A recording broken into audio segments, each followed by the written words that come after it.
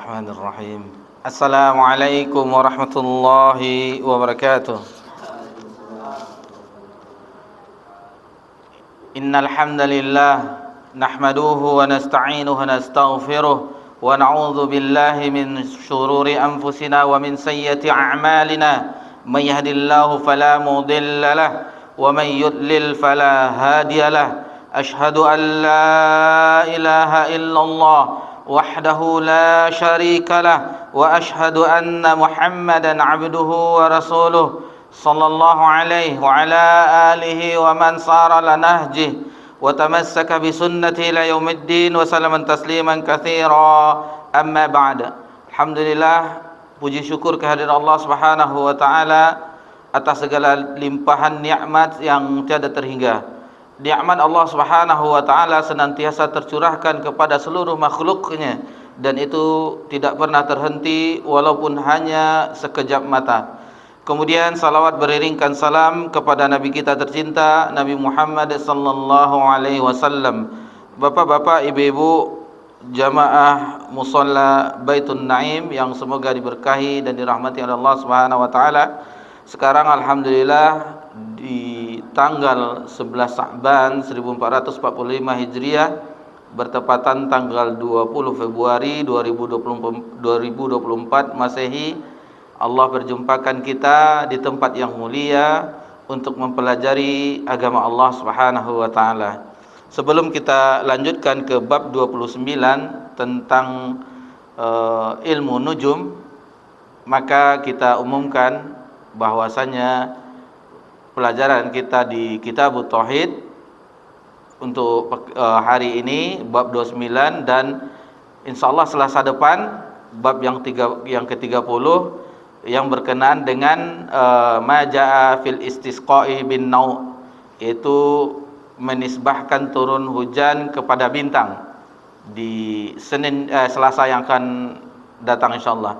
Adapun di awal bulan Maret yang penanggalan Masehinya, insyaallah kita itu terakhir kajian kita, karena itu di pekan yang akan datang insyaallah kita sudah memasuki bulan Ramadan insyaallah. Jadi ini dan pekan depan itu kajian kita masih lanjut Kitabut Tauhid. Adapun yang 2 pekan yang akan datang insyaallah di awal Maret itu kita membahas tentang kajian-kajian seputar bulan Ramadan insyaallah. Baik, maka untuk mempersingkat waktu langsung saja kita memasuki bab selanjutnya, yaitu bab yang ke-29. Tafadhal. Baik, muallif setelah di bab yang ke-28 kita mempelajari tentang bagaimana hukum tatayyur, maka di bab yang ke-29 ini muallif membuat babnya, menyusun di dalam kitabnya rahimallahu taala, babun ma jaa fi tanjim, itu berkenaan tentang ilmu nujum, astrologi, perbintangan. Dan ini ilmu ini alhamdulillah itu semakin berkembang. Nanti kita akan mengetahui yang mana saja yang dibolehkan di dalam agama dan mana saja yang tidak diperbolehkan. Untuk pertama kali kita harus mengenal tentang definisinya. Definisi dari ilmu nujum.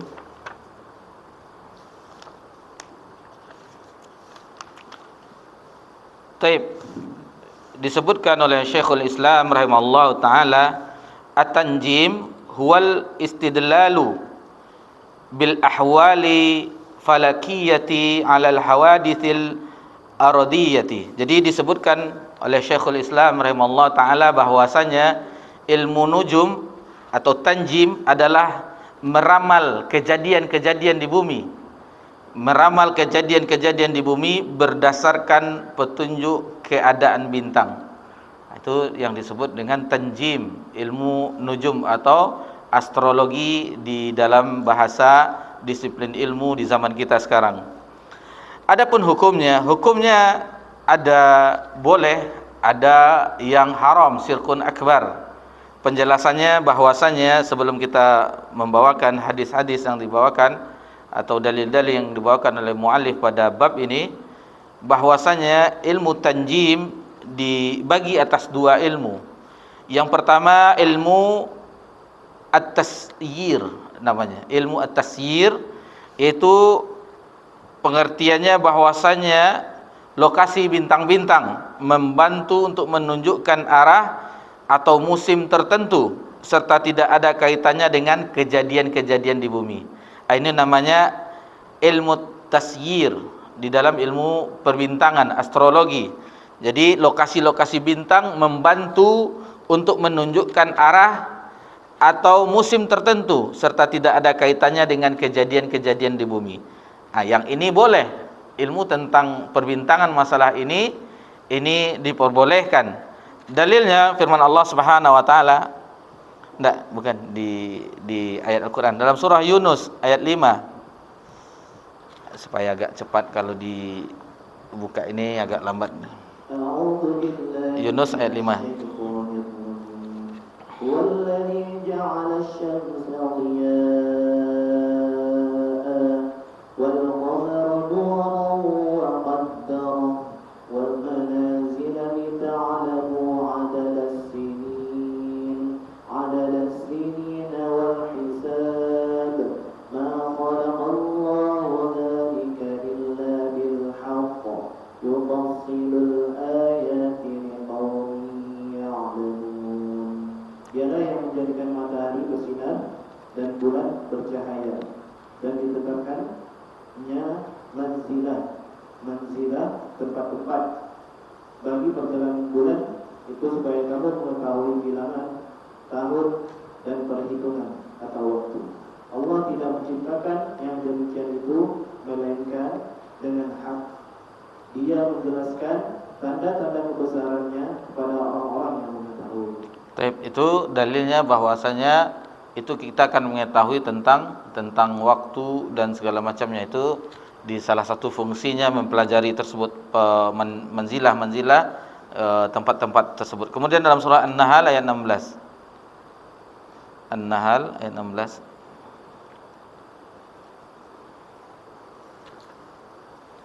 A'udzu billahi minasy syaithanir rajim. Wa 'alamat wa bin-najmi hum yahtadun. Dan Dia ciptakan tanda-tanda penunjuk jalan, dan dengan bintang-bintang itulah mereka mendapat petunjuk. Baik, itu sebagai penunjuk jalan, sebagai penunjuk arah. Kemudian dalam surah Yasin ayat 39 dan 40. Dalam surah Yasin ayat 39 dan 40. Ada mungkin bisa ditandai, bisa juga dilihat nanti, atau bisa, bagi yang bawa HP bisa dilihat aplikasinya, atau nanti di rumah bisa juga dicek.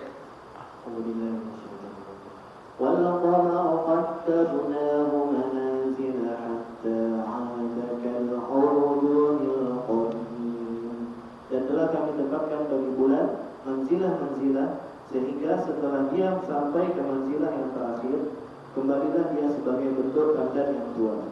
Lasyamsu yanbaghi laha an tudrika al-qamar walal laylu sabiqun nahar wa kullun fi falakin yasbahun. Tidaklah mungkin bagi matahari mendapatkan bulan, dan malam pun tidak dapat mendahului siang, dan masing-masing beredar pada garis edarnya. Itu yang dalil-dalil yang menunjukkan tentang ilmu tasyir di dalam ilmu tanjim, dalam ilmu nujum. Maka itu diperbolehkan mempelajarinya. Adapun yang kedua yaitu ilmu ta'thir. Ilmu at-ta'thir itu maksudnya bahwasanya gerakan-gerakan bintang, gerakan-gerakan bintang baik yang bertemunya dengan bintang yang lain, atau terpisahnya, atau gugusannya, atau munculnya dan tenggelamnya, atau yang lainnya yang mempengaruhi al-hawadithul ardiyah yang tadi disebutkan definisi tadi, yang mempengaruhi kejadian-kejadian di bumi. Ini yang tidak boleh. Dan ini anggapan keyakinan tentang ini itu sudah diyakini banyak, bahkan oleh kaum muslimin bahwasanya yang tentang ilmu taksir tadi yang kita sebutkan, bahwasanya orang berkeyakinan manusia terhadap bintang tersebut meyakini bahwa bintang-bintang atau benda-benda langit memiliki kehendak. Bintang-bintang atau benda-benda langit memiliki kehendak sehingga mempengaruhi kejadian atau peristiwa-peristiwa di bumi. Adapun yang ada yang berkeyakinan lain bahwasanya meyakini bintang-bintang atau benda langit tersebut hanyalah sebab Allah jadikan sebagai petunjuk untuk menentukan peristiwa-peristiwa yang terjadi di bumi. Dan ini dihukumi oleh ulama termasuk dalam syirkun akbar yang kita jelaskan ilmu taksir tadi. Adapun yang pertama ilmu tasyir itu tidaklah mengapa, boleh mempelajarinya. Nah, jadi harus dibedakan mana yang haram mempelajarinya dan mana yang diperbolehkan. Dan pernah juga kita singgung di pembahasan kita di majelis kita ini sebelum-sebelumnya tentang zodiak, ramalan zodiak, bintang Virgo, Leo dan segala macamnya, itu tidak boleh berkeyakinan seperti itu. Dan itu ada dan kita sebutkan juga dahulu di tahun 90-an ada majalah muda-mudi remaja itu ada satu halaman tentang zodiak dijelaskan ramalanmu begini, cocoknya kamu dengan perempuan yang berbintang ini. Itu ada dan itu diyakini. Bahkan kalau beli majalah orang-orang dahulu di zaman tahun 90-an, era apa tuh? Era generasi Y apa Z? Y apa Z? Kalau sekarang kan alfa milenial. Jadi itu yang pas dibeli yang dilihat zodiak dahulu. Itu bagaimana orang mempengaruhi, menyesatkan akidah kaum muslimin. Kemudian kita di tahun 90-an juga, akhir-akhir 90-an atau 2000, ini filmnya pernah booming di tahun itu. Film India, Kuch Kuch Hota Hai. Itu tahu orang semuanya itu. Jadi ada bintang jatuh, berdoa. Ini keyakinan yang tidak ada di dalam agama kita. Tidak ada kejadian langit itu yang bintangnya atau benda-benda yang lainnya yang itu mempengaruhi peristiwa-peristiwa yang terjadi di bumi. Yang kita pelajari bahwasanya bintang jatuh, komet, meteor itu adalah lemparan kepada syaitan yang mencuri berita langit. Itu yang bisa kita bahas di muqaddimah ini. Maka ada dua nas yang disebutkan dan satu asar oleh muallif pada bab ini. Maka marilah sama-sama kita dengarkan dalil yang dibawakan oleh muallif. Tafadhal. Al-Bukhari meriwayatkan dalam sahihnya bahwa Qatadah mengatakan, qala Allahu hadhihi an-nujum li thalath zinatan lis-sama' wa rujuman lisyayatin wa 'alamatin yuhtada biha faman tawwala fiha ghayra dhalik akhta'a wa adha' nasibahu wa kallafa ma la ilma lahu bih. Allah menciptakan bintang-bintang ini untuk 3 hikmah: sebagai hiasan langit, sebagai alat pelepas setan, dan sebagai tanda-tanda untuk penunjuk atau arah dan sebagainya. Karena itu barang siapa dalam masalah ini berpendapat selain tersebut, maka dia telah salah dan menyia-nyiakan nasibnya serta membebani diri dengan hal yang di luar batas pengetahuan. Baik, muallif membawakan dalil yang pertama pada bab tentang ilmu nujum, yaitu qala al-Bukhari fi sahih. Jadi Imam Bukhari berkata dalam sahihnya, qala Qatadah, berkata Qatadah, khalaqallahu hazin nujuma li thalath. Jadi Allah Subhanahu wa taala menciptakan bintang-bintang ini untuk 3 hal. Jadi fungsi bintang itu diciptakan oleh Allah, disebutkan riwayat ini dari Qatadah itu untuk 3 hal. Yang pertama zinatan lis sama, yaitu untuk hiasan langit. Kemudian warujumal lisyayatin, untuk melempar syaitan-syaitan, wa alamatin yuhtada biha, dan sebagai penunjuk arah bagi orang yang safar. Kalau dahulu pakai bahtera itu melihat kemana arahnya dengan bintang-bintang tersebut. Lalu dijelaskan, faman ta'awwala fiha ghaira dzalik akhta. Jadi barang siapa yang menafsirkan selain itu, ia telah salah dan menyia-nyiakan bagiannya. Wada'a nasibah, dan memaksakan diri dalam sesuatu, wa kallifu ma la ilma lahu bih. Jadi dia telah maksudnya wakallif, memaksakan dirinya sesuatu yang tidak yang ia tidak mengetahuinya, terlalu dipaksakan tentang ilmu nujum yang selain dari 3 tersebut. Di sini Imam Bukhari menyebutkan hadis ini secara mu'allaq. Di dalam ilmu mustalah hadis mu'allaq, bahwasanya hadis yang tidak disebutkan sanadnya, langsung berkata Imam Bukhari berkata Qatadah, jadi dihilangkan sanadnya. Di dalam ilmu hadis ini dihukumi sebagai hadis yang dhaif. Namun berbeda apabila itu terdapat di dalam Sahih Bukhari atau Muslim. Dijelaskan oleh ulama ahlul hadis, jika hadis mu'allaq, dan Imam Bukhari ada membawakan hadis mu'allaq di dalam sahihnya, langsung dia berkata qala Ibnu Sirin. Jadi tidak disebutkannya sanadnya, langsung berkata Ibnu Sirin, atau qala Umar misalnya, berkata Umar atau yang segala macam, langsung. Jadi tidak dibawakan sanadnya.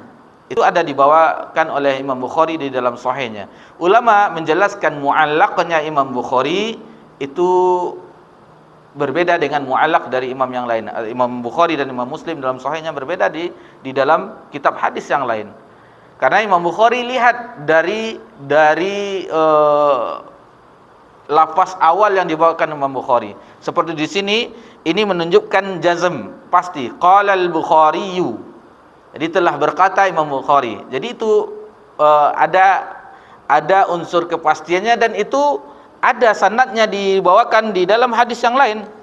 Seperti Abdul Razzaq, Abdullah bin Humaid, Ibnu Jarir, Ibnu Al-Munzir dan yang lain-lain membawakan sanadnya di kitab-kitab mereka. Ada sanadnya di kitab hadis yang lain, dan Imam Bukhari terkadang mungkin ada di kitabnya yang selain sahihnya, misalnya Al-Adabul Mufrad atau yang lainnya, ada membawakan sanadnya. Tetapi mengapa tidak dibawakannya di dalam sahihnya? Karena sahihnya ketat. Ada terkadang perawi itu yang tidak masuk kategori dalam sahih Imam Bukhari, sehingga tidak dinukilkannya sanadnya. Tetapi sanadnya yang bersambung ada di kitab-kitab hadis ulama yang lain. Jadi berbeda dengan Sahih Bukhari dan Sahih Muslim apabila dia melakukan mu'allaq, kecuali lafaznya itu sebagai tadmir, misalnya qila, telah dikatakan, itu bisa dihukumi dengan dhaif. Tetapi kalau qal, itu kepastian, telah berkata, kata Imam Bukhari, berarti ada sanadnya yang lain. Jadi harus kita ketahui tentang bagaimana kok Imam Bukhari ada mu'allaqnya atau segala macamnya, itu dibedakan oleh ulama kita. Baik. Jadi ilmu nujum ini disebutkan sebagaimana tadi yang telah kita sebutkan bersama-sama. Maka kita perhatikan di zaman ini. Dahulu itu imam di zaman generasi tabi'in, Qatadah di zaman tabi'in, bagaimana dia mengingkari sesuatu yang diyakini selain 3 tadi. Namun setelah berlalu zaman sampai di zaman kita sekarang ini, maka ini adalah musibah, dan itu dianggap biasa oleh kaum muslimin dan muslimat, bahwa itu tidak termasuk pelanggaran di dalam agama kita. Disebutkan maka ini adalah musibah, maka pensyarah dari Kitabut Tauhid beristirja, innalillahi wa inna ilaihi rajiun, katanya. Dan dia, karena ini musibah, maka dia menyebut kalimat istirja ketika mensyarah hadis ini, innalillahi wa inna ilaihi rajiun. Musibah bagi umat ini, sehingga mereka tidak mengetahui bagaimana hukum-hukum yang dilanggar, yang dianggap biasa di dalam keyakinan mereka. Taib. Khalaqallahu hazin nujuma li thalathin. Allah menciptakan bintang-bintang itu untuk 3 hikmah. Ini juga disebutkan di dalam surah Al-Mulk ayat yang ke-5. Coba walaqad zayyana as-samaa dunya.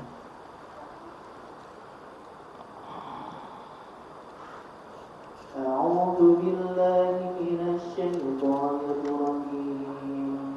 Walaqad zayyana as-samaa ad-dunya bimasabiha wa ja'alnaha nujuman lisyayatin wa a'tadna lahum 'adzabas sa'ir. Sesungguhnya kami telah menghiasi langit yang dekat dengan bintang-bintang, dan kami jadikan bintang-bintang itu alat-alat pelempar setan, dan kami sediakan bagi mereka siksa neraka yang menyala-nyala. Jadi itulah yang dijelaskan di dalam surah Al-Mulk, bahwasanya itu sebagai hiasan dan hiasan langit dan pelempar setan.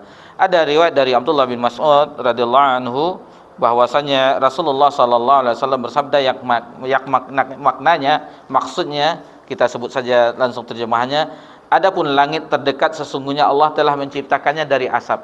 Jadi langit yang terdekat Allah ciptakan dari asap. Allah menciptakan di dalamnya matahari dan bulan yang bersinar, menghiasnya dengan bintang-bintang dan menjadikannya sebagai alat pelempar syaitan serta sebagai penjaga dari setiap syaitan yang terkutuk. Kemudian setelah tadi sebagai hiasan langit, kemudian disebutkan wa alamat sebagai tanda-tanda, maksudnya penunjuk arah yang dipergunakan oleh orang sebagai penunjuk arah di dalam safarnya. Ini di dalam surah Al-An'am bisa kita ketahui bagaimana maksudnya. Surah Al-An'am ayat 97.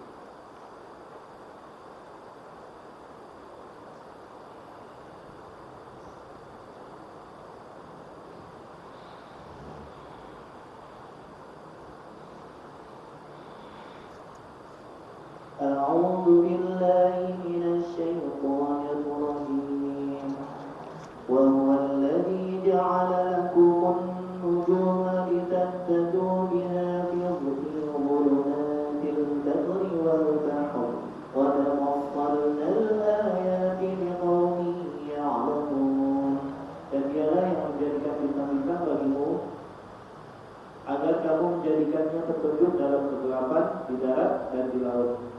Sesungguhnya kami telah menjelaskan tanda-tanda kebesaran kami pada orang-orang yang mengetahui. Jadi itu yang dijelaskan dalam surah An-Nahl sebagai petunjuk di dalam kegelapan, sebagai tanda-tanda penunjuk jalan. Itu sudah tahu bahwasanya 3 fungsi tadi yang disebutkan di perkataan Qatadah, bahwasanya bintang itu berfungsi sebagai yang pertama hiasan langit, kemudian pelempar syaitan. Nah, yang ketiga adalah penunjuk arah. Ada sebuah riwayat yang maknanya bahwasanya para sahabat Nabi sallallahu alaihi wasallam radhiyallahu anhum ajmain, mereka adalah seperti bintang. Disebutkan di riwayat tersebut, tetapi ini diperselisihkan tentang kesahihannya. Cuman kita bisa ambil pelajaran bagaimana mereka menjadi bintang, yaitu sebagai penunjuk. Sebagai penunjuk, bukan bintang yang kita katakan bintang di zaman kita ini, bintang sinetron, bintang artis atau bintang apa semuanya, bukan itu, tetapi bintang yang menunjukkan kita ke arah agama. Disebutkan di situ bahwasanya para sahabat itu seperti bintang yang mereka menunjukkan tentang arah agama. Maksudnya bagaimana cara memahami agama tersebut. Itu yang diriwayatkan oleh Imam Bukhari yang menukilkan perkataan dari Qatadah. Dan adapun yang selain itu, maka ada beberapa riwayat hadis yang melarangnya, sebagaimana hadis yang diriwayatkan seperti di sini, man iktabasa syu'batan minan nujumi faqad iftaba syu'batan minas sihr. Yang maksudnya barang siapa yang mempelajari dari ilmu nujum, maka ia telah mempelajari sebagian dari sihir. Jadi kalau selain itu maka dia termasuk sihir lagi. Semakin bertambah ilmu yang dipelajarinya, maka zada ma zada. Di akhir hadis itu bertambah ilmu yang dia pelajari, semakin bertambah pula dosanya. Selain untuk yang tadi dia lari yang untuk meramal atau termasuk sihir, meramal kejadian ini begini, itu tidak dibolehkan di dalam. Nanti untuk khusus untuk tentang turunnya hujan di bab yang selanjutnya nanti insyaallah di bab yang ke-29 maja fi al-istiqai bin nau. Nanti insyaallah di pekan yang akan datang kita lebih mengetahuinya. Taib. Yang di bawahnya wa qariha Qatadah ta'allumu. Qatadah memakruhkan mempelajari ya. Berbeda. Ya. Tentang pelajari letak-letak perencanaan bulan, Qatadah menyatakan makruh. Sedang Ibnu Uyainah tidak membolehkan. Demikian disebutkan oleh dari mereka. Tetapi Imam Ahmad dan Ishaq memperbolehkan hal tersebut. Abu Musa menuturkan Rasulullah SAW itu dulu kita bahas. Jadi waqariha Qatadatu ta'alluma manazil al-qamar. Qatadah memakruhkan, jadi makruh mempelajari posisi peredaran bulan. Walam yurakhasa Ibnu Uyainah fi. Sedangkan Ibnu Uyainah tidak memperbolehkannya. Jadi Ibnu Uyainah di sini biasanya Ibnu Uyainah Sufyan bin Uyainah. Itu ulama besar di generasi itu. Cuman bedanya dengan imam yang kita ketahui, Imam Syafi'i, Imam Malik atau Imam Abu Hanifah yang lainnya, imam mazhab yang 4, itu kita mengetahui pendapat-pendapatnya. Karena alhamdulillah orang-orang yang belajar sama Imam Syafi'i dan imam yang lain yang 4 itu murid-muridnya menukilkan perkataannya, langsung ditulisnya. Sehingga ada kitabnya ada kitabnya yang lain yang mengetahui pendapat-pendapat imam tersebut. Adapun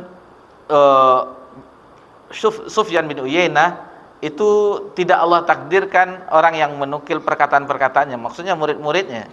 Ada sebagian ulama seperti Imam Abu Isa At-Tirmizi di Sunannya Tirmizi menukilkan pendapat dari Sufyan Uyainah, tetapi tidak sebanyak pendapat-pendapat imam yang lainnya. Jadi dia tidak memperbolehkan sama sekali. Adapun yang lainnya seperti Ahmad dan Ishaq itu memperbolehkannya.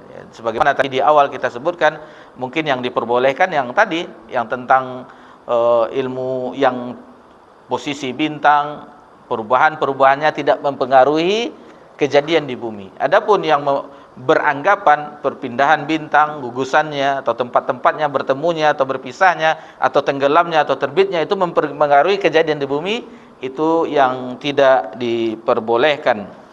Taib. Yang terakhir Nabi Musa. Abu Musa menuturkan Rasulullah SAW bersabda, "Salamatun la yadkhuluna al-jannah, mudminu khamrin wa musaddiqun bis-sihr wa qati'ur rahim." Ada 3 jenis manusia yang tidak masuk surga, yaitu pecandu khamar, minuman keras, orang yang mempercayai sihir, dan pemutus hubungan kekeluargaan. Hadis riwayat Imam Ahmad dan Ibnu Hibban dalam Sahih.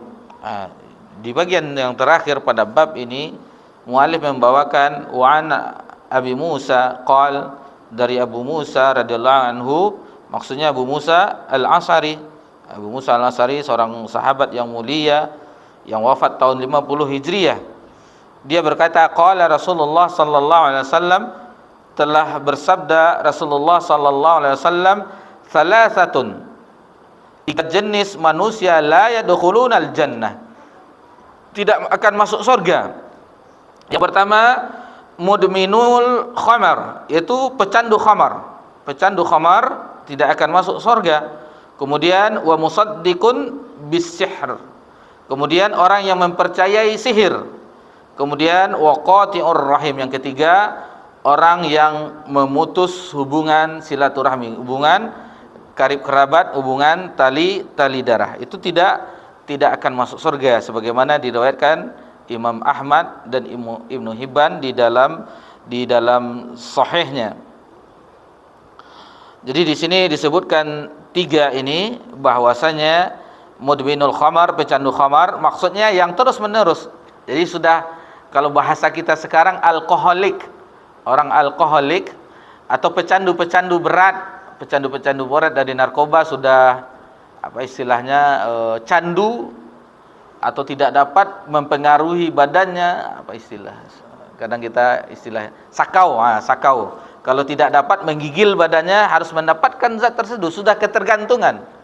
Jadi tidak cuma khamar itu sesuatu yang memabukkan, bisa dia minuman keras, bisa dari obat-obat terlarang, banyak jenisnya sintetik di zaman ini yang diolah, yang awalnya secara ilmu medis, apabila itu kadarnya sesuai, maka itu bermanfaat. Seperti untuk bedah misalnya, maka itu sebagai infus, sebagai anestesi agar tidak terasa. Tetapi kalau berlebihan atau yang lainnya disalahgunakan, itu yang membuat berbahaya. Kalau istilah orang sekarang mabuk fly, yang membuat mabuk atau fly, itu yang diharamkan di dalam agama kita, apapun jenisnya. Jadi di khamar di situ bukan minuman keras saja, seluruh zat yang memabukkan, apapun bentuknya. Dan ulama kita menjelaskan mabuknya orang dengan khamar lebih berbahaya mabuk orang dengan musik. Mabuknya orang dengan khamar lebih berbahaya mabuknya orang dengan musik. Karena dengan mendengarkan lantunan musik akan melayang jiwanya, sehingga dia tidak akan sadar dengan akan dirinya, melupakan dirinya. Lihatlah orang yang menyanyi-nyanyi itu, kita lihat dia tidak akan ingat akan dirinya. Dia terhanyut dengan untaian musik-musiknya dan bait-bait lagunya. Kadang mau juga dia menangis. Itu, dan susah untuk tobatnya. Karena ini termasuk perkara yang disebutkan oleh Nabi bahwasanya yang nanti umatku akan menghalalkannya, berarti dia haram, dihalalkan oleh umat. Termasuk alat-alat musik, zina, khamar, dan sutra. Sutra.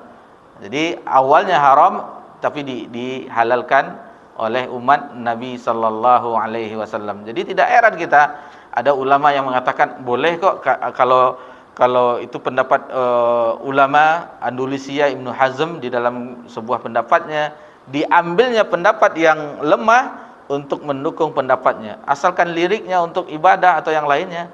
Maka ini berhati-hatilah kita terhadap ulama-ulama seperti ini. Karena ada riwayat yang dijelaskan oleh Nabi sallallahu alaihi wasallam, innama mimma akhafa ala ummati, sesungguhnya di antara yang ditakutkan oleh atas umatku ini, kata Nabi sallallahu alaihi wasallam dalam sabdanya, at-tasdiqu bin nujum, orang yang percaya dengan ilmu nujum, wa takdzibil bil qadar, orang yang membohongi takdir, kemudian wahaiful a'immah, ketergelinciran atau ketidakadilan atau kelaliman dari pemimpin. Jadi bahaya. Salah satu pemimpin yang disebutkan bahwasanya selain umara juga ulamanya, orang yang berbicara tentang ilmu Allah Subhanahu wa taala, agama Allah tanpa ilmu. Maksudnya dia berbicara tentang dari hawa nafsunya, tidak menukilkan nasnya di mana disebutkan, tetapi menurut pendapatnya. Menurut hemat saya ini tidak masalah kalau begini, menurut pendapat saya boleh-boleh saja. La haula wala quwata illa billah. Ya, ini wahaiful a'immah. Maksudnya imam yang tergelincir, imam yang tidak adil, atau imam yang lalim, yang kita harus khawatir. Dan ini banyak di zaman akhir zaman.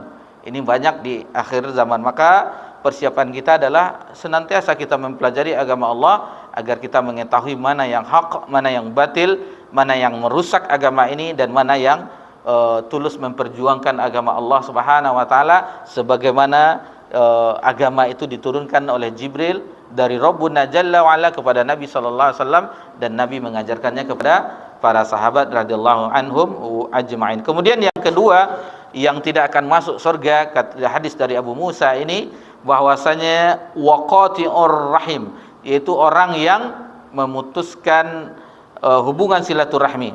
Maksudnya adalah hubungan kerabat. Hubungan kerabat, ada seorang yang ada hubungan kerabatnya, maka itu apabila diputuskan maka akan terjadilah kerusakan, sebagaimana Allah sebutkan dalam firman-Nya. Coba lihat surat Muhammad ayat 47 ayat 22. Dalam surah Muhammad ayat 22.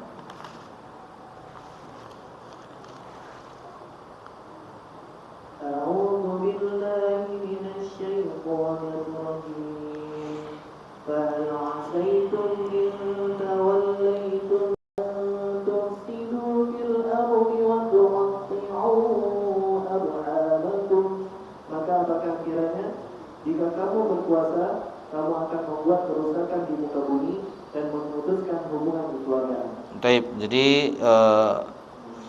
dilarang di dalam agama kita, yaitu bagi orang yang memutuskan hubungan silaturahmi. Kemudian wa musaddiqu bisihr, orang yang mempercayai sihir. Maksudnya adalah sihir secara mutlak yang telah kita pelajari, sihir secara mutlak, dan diantaranya adalah ilmu nujum. Ilmu nujum yang pada bab kita ini itu juga termasuk. Jadi berdasarkan hadis tadi, yang bagi yang hanya sekedar untuk mengetahui perubahan hari, tanggal atau tahun, itu tidak masalah. Tetapi kalau lebih dari itu selain apa tadi yang disebutkan Qatadah sebagai penghias langit, kemudian pelempar setan, kemudian penunjuk arah, selain itu, atau yang pada awal tadi kita sebutkan di muqaddimah, selagi itu ilmu tasyir, itu tidak masalah. Yang tidak ada hubungannya dengan kejadian di bumi, apa yang terjadi di gugusan bintang dan yang lainnya. Adapun apabila meyakini itu ada kejadian yang tentang di bulan, manzilahnya, kedudukannya, gugus-gugusannya, apabila itu berpengaruh dengan kejadian bumi, maka itu yang tidak diperbolehkan, yang masuk dalam hadis ini, dalam hukum sihir. Dan Imam Az-Zahabi dalam kitabnya Al-Kabair berkata, termasuk dalam hal ini mempelajari dan mengamalkan ilmu pertanda membuat seorang berpisah dari istrinya. Ya, jadi pada bab sihir sudah kita jelaskan, atau mencintai istrinya, atau sang suami membenci istrinya dan sebaliknya, serta semisalnya, dengan kalimat-kalimat yang tidak dimengerti. Banyak dosa besar, bahkan umumnya, kecuali sedikit saja yang tidak diketahui oleh umat tentang keharamannya, larangannya, dan ancamannya. Di sini Imam Az-Zahabi di dalam kitabnya Al-Kabair pada bagian yang tidak diketahui oleh umat. Bayangkan, yang tidak diketahui oleh umat. Jadi di sini ada tersirat bahwasanya banyak orang yang tidak mempelajari agamanya, sehingga terjadilah apa yang terjadi di zaman kita ini. Yang jelas-jelas itu bukan dari agama, dianggap dari agama. Karena apa tadi? Karena banyak umat ini tidak mempelajari agamanya. Taib, sebelum kita sudahi, maka kita dengarkan bersama-sama kesimpulan dari kandungan ini, dari bab ini. Taib, fadhal. Kandungan bab ini, Abdul Hikmah pembukaan kita. 2. Bantahan terhadap orang yang berpendapat selain tersebut. 3. Ada perbedaan pendapat di antara para ulama dalam masalah mempelajari tata-tata peredaran bulan. 4. Ancaman bagi orang yang mempercayai sesuatu sihir, yang diantara jenisnya adalah ilmu nujum, astrologi, walaupun dia mengetahui akan kebenarannya. Taib, itulah yang bisa kita pelajari, karena di bab ini tidak terlalu banyak dinukilkan nas-nas yang dibawakan oleh mu'alif, tetapi dalam penjelasan kita yang ringkas tadi, mudah-mudahan kita memahami tentang ilmu astrologi, tentang at-tanjim, ilmu nujum. InsyaAllah kita ulangi lagi, kita kembalikan lagi. Mungkin Bapak tadi tidak mengetahui, yang baru datang, bahwasanya pelajaran kita di Kitabut Tauhid, pekan depan kita masih mempelajari bab yang ke-30, Maja'a fil istiqa'i bin nau'. tentang bagaimana turunnya hujan dinisbahkan kepada bintang. Namun di 2 pekan yang akan datang insyaallah kita akan mempelajari tentang, dan itu pertemuan terakhir sebelum kita libur di bulan Ramadan, sebelum bulan Ramadan, itu berkenaan tentang Ramadan insyaallah. Demikianlah yang bisa kita pelajari di malam yang berbahagia ini. Alhamdulillah, itu semuanya taufik dari Allah Subhanahu wa taala. Walaupun kita berjalan dengan selangkah-selangkah, tetapi sedikit demi sedikit ilmu dari agama kita mengetahuinya, sehingga semakin cerah hati kita. Oh, begini yang dahulu kita mungkin sebagai pelakunya, mungkin kita sebagai pelaku di peristiwa yang dahulu yang kita tidak mengetahui ilmunya, tetapi setelah mempelajarinya maka kita, oh ternyata saya salah dahulu, oh ternyata, dan ini sudah lazim. Tentang zodiak itu sudah lazim, tidak ada yang mengingkari bahwa itu dicantumkan, sudah biasa. Bahkan muda-mudi bertanya bintangnya apa, zodiaknya apa. Oh, berarti kita cocok. Apa hubungannya? Nah, jadi dengan itu maka alhamdulillah, begitulah keadaan umat Islam yang jauh dari agamanya. Mudah-mudahan yang walaupun tidak semua yang bersemangat mempelajari agama Allah pilih kita untuk bisa bersabar di dalam mempelajari bab demi bab yang dituliskan oleh ulama kita dalam Kitabut Tauhid ini. Dan kalau melihat dari syarahnya, dari bukunya, kitabnya, ketebalannya kita sudah melebihi separuhnya, karena di bagian bab-bab terakhir itu tidak panjang-panjang lagi. Yang panjang itu di awal-awal. Di bagian terakhir mungkin kalau kita lihat seandainya bisa 2 bab 1 kali pertemuan, atau kita lihat nanti bagaimananya. Seperti sekarang belum azan kita sudah menyelesaikannya, alhamdulillah. Taib, mohon maaf jika ada kesalahan dalam penyampaian. Mudah-mudahan bermanfaat bagi kita semuanya tentang apa yang telah kita pelajari dan kita dengarkan ayat Allah Subhanahu wa taala, kemudian sabda-sabda Nabi mulia sallallahu alaihi wasallam. Subhanakallahumma wa bihamdika asyhadu an la ilaha illa anta astaghfiruka wa atubu ilaik. Wassalamu ala nabi Muhammad sallallahu alaihi wasallam wa ala alihi washabihi ajmain. Walhamdulillahirabbil alamin. Wassalamu alaikum warahmatullahi wabarakatuh.